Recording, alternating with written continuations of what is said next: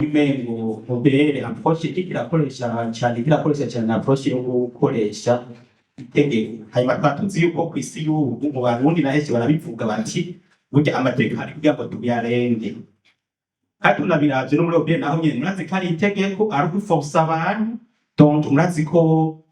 peut-être namwe bamwe kariki namwe karuzi bamwe muri meka ku bantu ko mubwiza gukoresha itegeko ari guforsa. Cyane biko ndibaza mbega nta yindi approche yohaba cyane cyane nuko bavuze ko kujya gutangikora byo gukunda igihugu mukigisha ngo kujya kuragira ko kwigisha gukunda igihugu mukagira byo kwigisha mu gukunda gutanga ikori mukagira pardon hamwe gutanga ikori kikari birimo participation communautaire y'abantu bakavyumva bakabikunda cyo gusumba gushira ingufu cyane guforsa kwigushira mu itegeko kuko ndiko ndavyumva numvise yuko umengo n'abamwe byo gukora muri OBR itone muri nizo ikuna muri ndabona kumenya namwe muri gihunda namwe muri akari itegeko namwe tanga mahera kiri kiniki kuko utumengo ikori ryabaye affaire yaruze ya leta na OBR baza kundira amafaranga mu bandi bantu donc baza kundira amafaranga mu bandi bantu mugabo kane twe nka ngo muri Mozambique icyo gihe yatubwira ati twegeye iwacu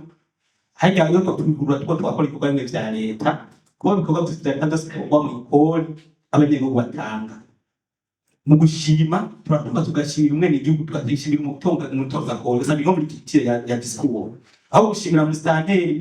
yubatse ikiraro bagashimira umutoza umutanga kori uyatanze amafaranga yo kwakira ko mustanteri yubatse ikiraro byese mu mafaranga ya kwefutiwe n'ubwo bagashimira n'amafaranga y'abanyagihugu batanzwe cyane n'abatanze ibirungo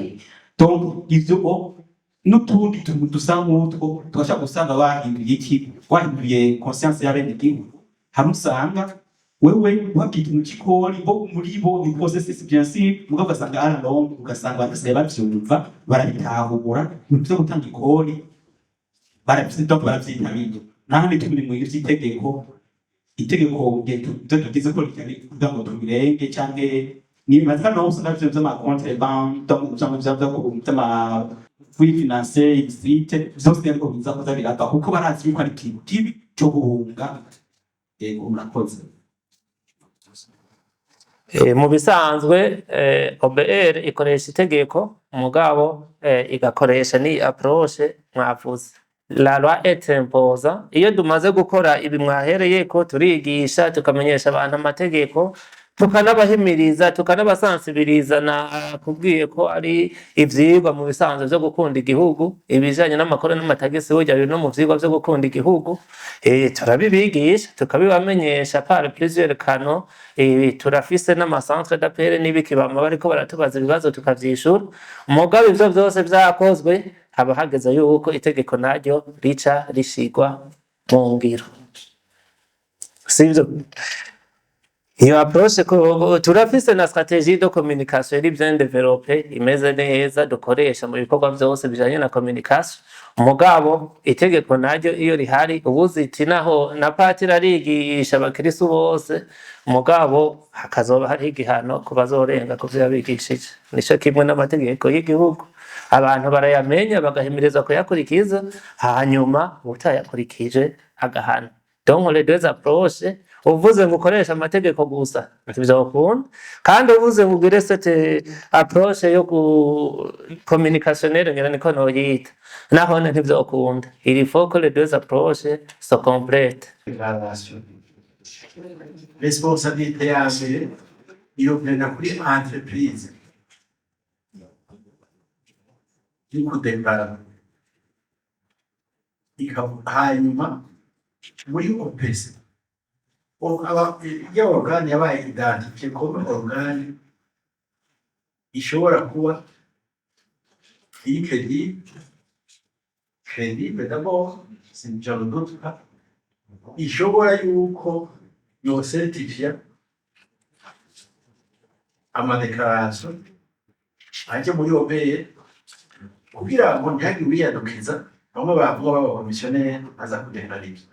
ingene bariko baratondeka muri OPS nabyo bafise amategeko abagenga imvubu urwego rw'abamenyesha amakuru hari urwego rw'abamenyesha amakuru bemewe bari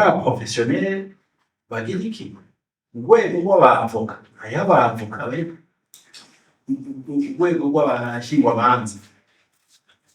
bari ku mataburo nabo nyene bafise amategeko abagenga. Wewe ugiye kumurondera ni wowe umenya ubu ukorera akazi neza